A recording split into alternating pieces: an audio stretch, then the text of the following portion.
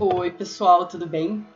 A nossa aula de biologia de hoje a gente vai conversar sobre sistema digestório, tá? Eu sou a professora Júlia Lordelo e vamos lá. O sistema digestório, quando a gente pensa nele, a gente está pensando basicamente, a primeira coisa que vem à mente é a digestão, né? Então, é basicamente quando a gente ingere um alimento e ele é de alguma maneira processado dentro de nós e ele chega às nossas células como matéria-prima e energia. Mas se a gente for falar em termos um pouco mais técnicos, assim, o que isso significa? Ele é responsável, então, por 3 processos: a ingestão e digestão dos alimentos, a absorção de nutrientes e a formação e eliminação das fezes. Então, basicamente, a gente ingeriu aquele pratão de arroz com feijão, digeriu ele, absorveu os nutrientes que a gente conseguia, o que não deu formou as fezes que foram, então, eliminadas. Certo? Mas aí, o que constitui o sistema digestório? A gente pode falar que esse sistema é basicamente como se fosse um grande tubo, bem a grosso modo, tá? Mas então esse é um tubo que vai começar com a boca, vai passar por nosso corpo e vai chegar lá no ânus. E a gente vai conversar um pouco sobre essas estruturas que eu listei aqui, que são as partes que constituem o sistema digestório, que são a boca, a faringe, o esôfago, o estômago, o fígado, o pâncreas, a vesícula biliar, o intestino delgado, o intestino grosso, o reto e o ânus, certo? Então vamos começar aqui pela boca, conversar, já que a nossa saúde começa pela boca, né? Não sei se vocês já ouviram falar sobre isso. Na nossa boca, a gente tem um pH em torno de 6,7, então é um pH neutro. E a gente vai ter na boca 2 processos de digestão. Na verdade, a digestão, claro, né, não é 2 processos de digestão, mas a gente vai ter a digestão mecânica e a digestão química, tá? Então a gente tem a trituração pelos dentes, que é a mastigação, e a movimentação desse alimento sendo mastigado pela língua. Enquanto os dentes estão triturando, eles estão transformando o alimento em partículas menores, certo? Para que, transformando em partículas menores, você aumente a área de contato para que a digestão química possa atuar em cima. E o que é essa digestão química? É a ação da pitialina, que é uma enzima, também conhecida como amilase salivar, que está presente na saliva, por isso salivar, e que vai agir sobre o amido, degradando ele, transformando ele em moléculas menores. Então essa comida ela vai se transformar no bolo alimentar e com a ajuda da língua ela vai ser engolida e vai até a faringe para depois ir para o esôfago. Já no esôfago, a gente vai ter esses movimentos peristálticos, que é esse peristaltismo, que são uma série de contrações involuntárias que levam a comida daqui da boca, né, no caso do esôfago, até o estômago. E é por isso que a gente consegue engolir alguma coisa, mesmo que a gente esteja de ponta cabeça, porque não depende da gravidade, tá? E aí, chegando no estômago, a gente vai ter um pH bem básico, bem ácido, em torno de 2. Por quê? Porque a gente tem o suco gástrico que contém o ácido clorídrico. E no estômago a gente vai ter o processo de quimificação, ou seja, o bolo alimentar vai se transformar em quimo. E dentro do estômago a gente vai ter a digestão das proteínas por uma enzima chamada de pepsina, certo? As proteínas vão ser degradadas em peptídeos. Do estômago a gente vai até o intestino. E antes de a gente chegar lá no intestino, a gente vai falar sobre 2 estruturas bem importantes, que são o fígado e o pâncreas. O fígado, ele produz a bile, ele só produz. A bile vai ficar armazenada na vesícula biliar. E essa bile vai ser secretada ali no intestino delgado e ela vai ser responsável por emulsionar a gordura. Ela não tem nenhuma enzima, então não existe uma digestão química, é uma digestão mecânica. Tá? E o pâncreas, ele vai liberar o suco pancreático lá no intestino também, e esse suco pancreático ele contém bicarbonato de sódio. Então, que vai ajudar a neutralizar o quimo que chega super ácido lá do estômago. O pâncreas, ele também é responsável aqui pela produção de insulina e glucagon, que vão regular a glicose no sangue. É um assunto bem importante que a gente vai conversar em outra aula, tá bom? Aí lá no intestino, a gente tem 2 intestinos, né? O delgado e o grosso.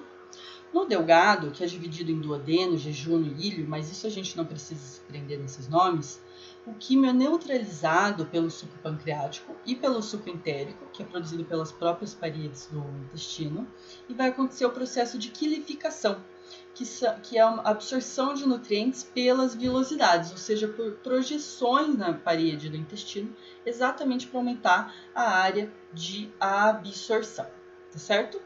E ele vai acontecer essa absorção de nutrientes no intestino delgado e já no intestino grosso, depois do delgado, a gente vai ter absorção de água e de sais minerais. Então, o que tinha de nutriente foi absorvido no intestino delgado, já no intestino grosso vai ter essa reabsorção de água e de sais minerais.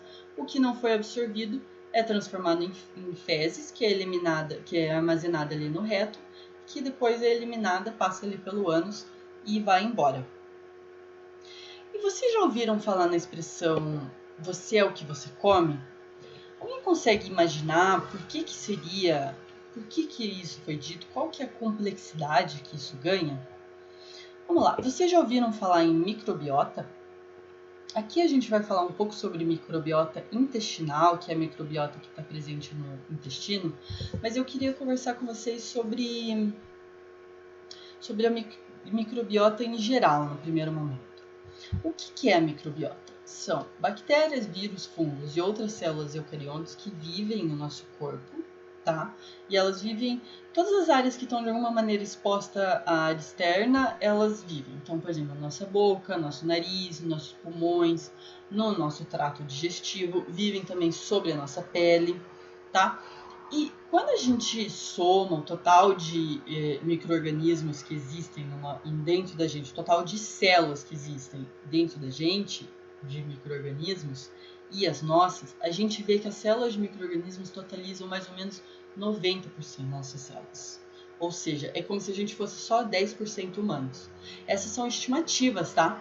Mas, por exemplo, a gente tem cerca de 22 mil genes no nosso DNA. Lembram lá de genética? Se a gente soma todos os genes de todas as espécies de micro-organismos que vivem na gente, a gente tem aí cerca de 100 milhões de genes. Então é muito grande a diferença, né? E já pensando na nossa microbiota intestinal, ela vai ser diretamente influenciada por alimentação, sono, exercícios físicos e estresse.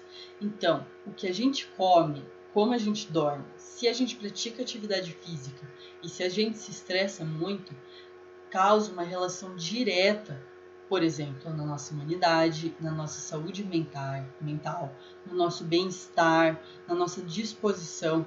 É assim, uma série de importâncias que a nossa microbiota tem em cima da gente. Eu coloquei aqui algumas das substâncias que são importantes, mas eu coloquei só algumas, existem várias outras. Serotonina, vitaminas K, B1, B2, B12 são todas substâncias que são produzidas e influenciadas diretamente pela nossa microbiota. Só para vocês terem noção, a serotonina, que é o nosso hormônio de bem-estar, né, o hormônio da felicidade, 90% da produção dela acontece no nosso intestino.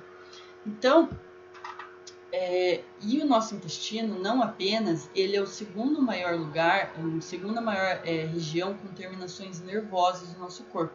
Só perde para o nosso sistema nervoso central. É por isso que alguns pesquisadores, assim, alguns estudiosos até chamam o nosso intestino de segundo cérebro. Não sei se é exatamente muito preciso, sabe, falar assim.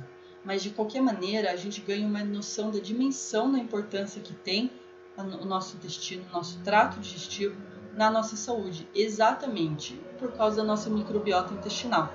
Ela é fundamental, ela diz respeito a como a gente se sente. Não dá pra gente pensar em saúde mental com uma produção completamente desequilibrada de serotonina, né, que é o hormônio da felicidade. Ela diz respeito à nossa imunidade. A gente consegue pensar em imunidade sem a produção correta de várias vitaminas superessenciais ou sem absorção de várias vitaminas superessenciais? Também não consegue. Então, é muito importante quando a gente está comendo o que a gente come, a gente tem a noção que uma alimentação balanceada em fibras, boas fontes de gordura, quantidade suficiente de proteína, bons carboidratos, vai afetar diretamente como a gente vive, o quão bem a gente vive. E é por isso que eu queria chamar a atenção de vocês para isso, para a importância de tudo isso na aula de hoje, certo? Então, essa foi a aula de hoje, espero que vocês tenham gostado e até a próxima!